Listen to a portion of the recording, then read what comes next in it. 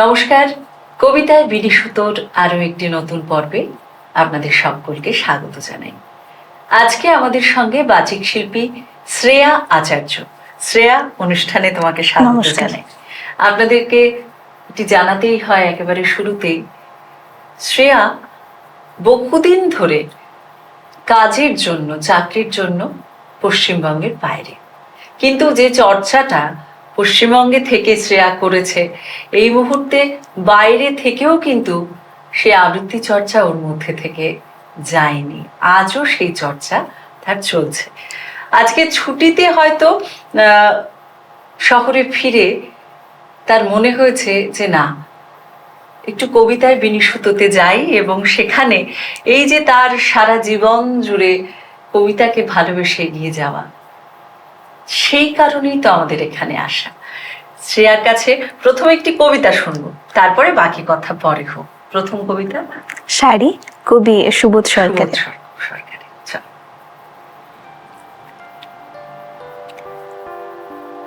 বিয়েতে ৫১টা শাড়ি পেয়েছিল মেয়েটা, অষ্টমঙ্গলায় ফিরে এসে আরও ৬টা। এত শাড়ি একসঙ্গে সে জীবনে দেখেনি। আলমারির প্রথম থাকে সে রাখল সব নীল শাড়িদের। হালকা নীল একটাকে জড়িয়ে ধরে সে বলল, তুই আমার আকাশ। দ্বিতীয় থাকে রাখল সব গোলাপিদের। একটা গোলাপিকে জড়িয়ে সে বলল, তোর নাম অভিমান। তৃতীয় থাকে ৩টে ময়ূর, যেন ৩ দিক থেকে ছুটে আসা সুখ। তেজপাতা রং যে শাড়িটা, তার নাম দিল বিষাদ। সারা বছর সে শুধু শাড়ি উপহার পেল। এত শাড়ি সে কি করে এক জীবনে পরবে? কিন্তু বছর যেতে না যেতেই ঘটে গেল সেই ঘটনাটা। সন্ধ্যের মুখে মেয়েটি বেরিয়েছিল স্বামীর সঙ্গে চাইনিজ খেতে। কাপড়ে মুখ বাঁধা ৩টে ছেলে এসে দাঁড়ালো। স্বামীর তলপেটে ঢুকে গেল ১২ ইঞ্চি উপর থেকে নিচে নিচে নেমে ডান দিকে, যাকে বলে এল। পড়ে রইল খাবার।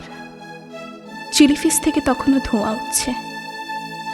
এরই নাম রাজনীতি, বলেছিল পাড়ার লোকেরা। বিয়েতে ৫১টা শাড়ি পেয়েছিল মেয়েটা, অষ্টমঙ্গলায় ফিরে এসে আরও ৬টা। একদিন দুপুরে শাশুড়ি যখন ঘুমিয়ে, সে তার সমস্ত শাড়ি বের করে ৬ তলার বারান্দা থেকে উড়িয়ে দিল নিচের পৃথিবীতে। শাশুড়ি পরিয়ে দিয়েছেন তাকে সাদা থান। ১৯ বছরের একটা মেয়ে, সে একা। কিন্তু সেই থানও এক ঝটকায় খুলে নিল ৩ জন। পাড়ার মোড়ে একটি সদ্য নগ্ন বিধবা মেয়ে দৌড়চ্ছে আর চিৎকার করছে, বাঁচাও। পেছনে ৩ জন, সে কি উল্লাস! নির্বাক পাড়ার লোকেরা। বিয়েতে ৫১টা শাড়ি পেয়েছিল মেয়েটা, অষ্টমঙ্গলায় ফিরে এসে আরও ৬টা। বিয়েতে ৫১টা শাড়ি পেয়েছিল মেয়েটা। শ্রেয়া, খুব ভালো বললে, খুবই। এবং কবি সুবোধ সরকারকে আমরা নমস্কার জানাই আমাদের কবিতায় বিনিশুতোর এই প্ল্যাটফর্ম থেকে। এই অনবদ্য একটি রচনা তার। একটু জানতে ইচ্ছে করছে যে তোমার ছোটবেলায় বেড়ে ওঠা, কবিতার সঙ্গে সঙ্গে সঙ্গীত চর্চাও তো তোমার রয়েছে। একটু কবিতার কথা শুনি, যে কবে থেকে কবিতা শেখা, গুরুকে? আমি ছোটবেলা স্কুল থেকে কবিতা শিখি, ক্লাস 5 এরম। আমার গুরু আঞ্চলিক কবি, কবি কল্যাণ দাশগুপ্ত। আচ্ছা। তো ছোটদের নিয়ে উনি খুবই ভালোবাসেন চর্চা করতে আবৃত্তির। বাচ্চা বয়সে সুকুমার রায়ের কবিতা, বড় হয়ে সুবোধ সরকার, শঙ্খ ঘোষ, শুভ দাশগুপ্ত, এনাদের কবিতা, জয় গোস্বামী। তো আমার হাতে করে জেঠুর হাতে। আচ্ছা আচ্ছা। ছোটদের কবিতা প্রসঙ্গ এলো যখন, তোমার কাছে কিন্তু একটি ছোটদের কবিতা শুনবো। তবে এখন তুমি কি শোনাচ্ছ? এখন আমার গুরুর উদ্দেশ্যে ওনারই লেখা কবিতা, রবীন্দ্রনাথকে নিয়ে, বুকের সিন্ধুকে। বলো।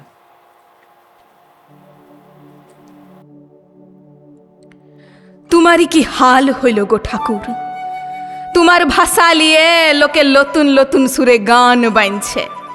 ঢাক ঢোল কাড়া না কাড়া গিটার মিটার লিয়ে সব দমাদম ধমাধম। ইটো নাকি মডার্ন রবীন্দ্র সঙ্গীত, আর সিটো কি না 25-এ বসে খেয়ে। দিনু ভট্টাচার্যকে বলেছিলাম, হ্যাঁ তোমরা তো গান মান গাও, তো এটা হচ্ছে কি? দিনু বলেছিল, কপিরাইট উঠে গেছে, এখন ওই প্যান প্যানা সুরে না গাইলেও চলবে। আমি বললাম, কিন্তু রবি ঠাকুর তো সুর বাঁধে দিনছে। ও বললে, ও বাঁধন এখন ঢিলা হয়ে গেছে, আর সিটয় হচ্ছে কপিরাইট উঠা, বুঝলি হাঁদু? কথাগুলা বলে পলাইন দিন ছিল দিনু। গো ঠাকুর, অমন সুন্দর কথা এখন কীর্তন হয়েছে, কাওয়ালি মুজরা হয়েছে, কিছুই বলবে নাই নাকি? দেখতেই রইন যাবে, ইয়াদের ঘাড় মটকাই ছুনাই কেনে?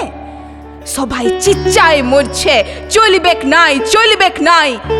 আর তুমি মুখে কুলো ফাইটে বসে দিবে।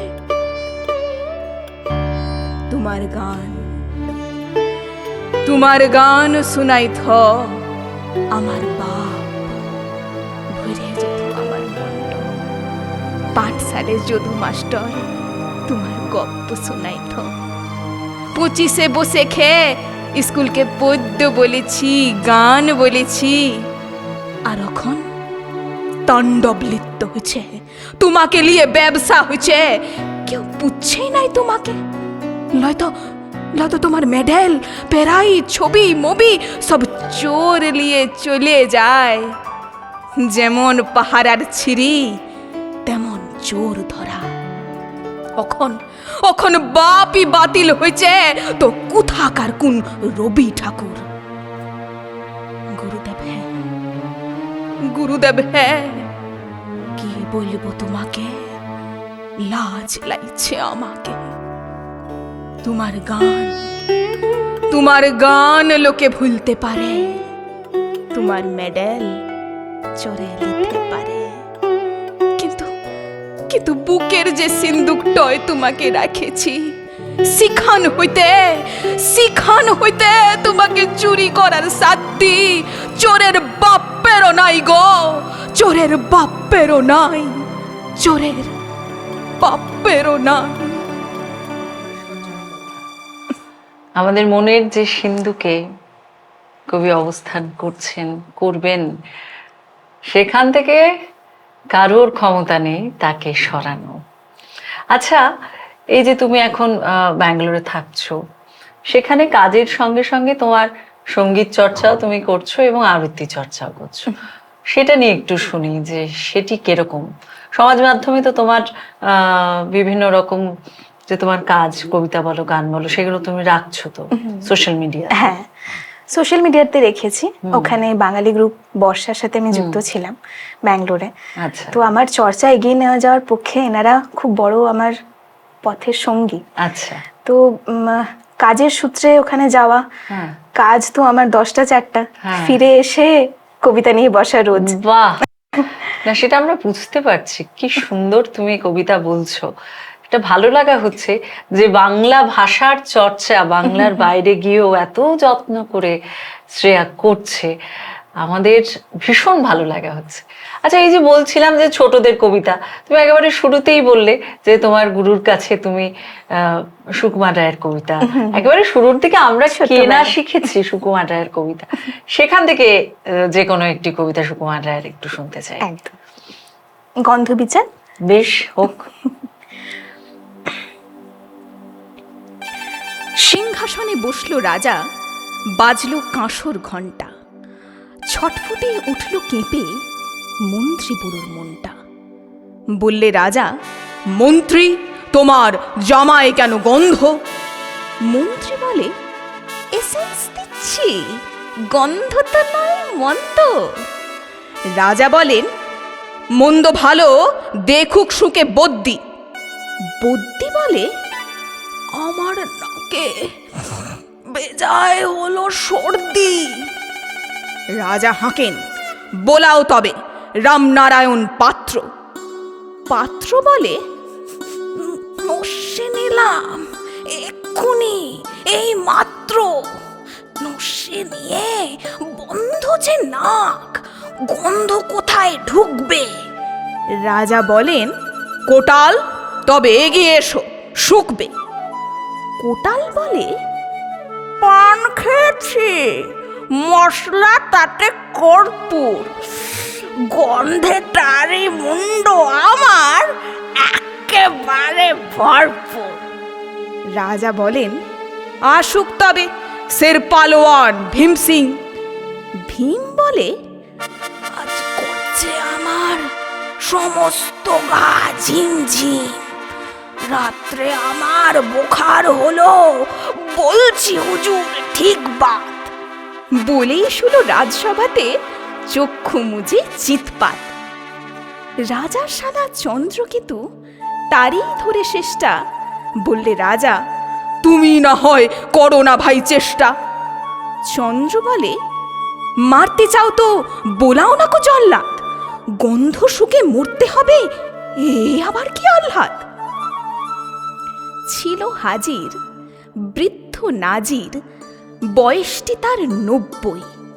ভাবলে মনে, ভয় কেন, একদিন তো মরবই।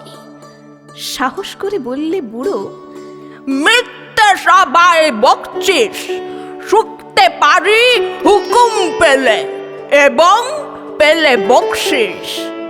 রাজা বলেন, 1000 টাকা ইনাম পাবে সদ্য। তাই না শুনে উৎসাহেতে উঠল বুড়ো মদ্য। জামার পরে নাক ঠেকিয়ে শুকলো কত গন্ধ, রইল অটল, দেখলো লোকে বিস্ময় বাক বন্ধ। রাজ্যে হলো জয় জয়কার, বাজলো কাঁসর ঢক্কা, বাপরে কি তেজ বুড়োর হাড়ে, পায় না সে যে অক্কা। খুব ভালো। দেখো, আমাদের গল্পে এবং কবিতায় আমরা অনুষ্ঠানের একেবারে শেষ পর্যায়ে এসে পৌঁছেছি। তোমাকে অনেক অনেক ধন্যবাদ কবিতায় বিনিশুতর পক্ষ থেকে। তোমার চর্চা ঠিক এইভাবেই চলতে থাকুক এবং আশা করব আগামীতে তুমি আবারও আমাদের এই প্ল্যাটফর্মে আসবে। অনেক ধন্যবাদ। নমস্কার। নমস্কার।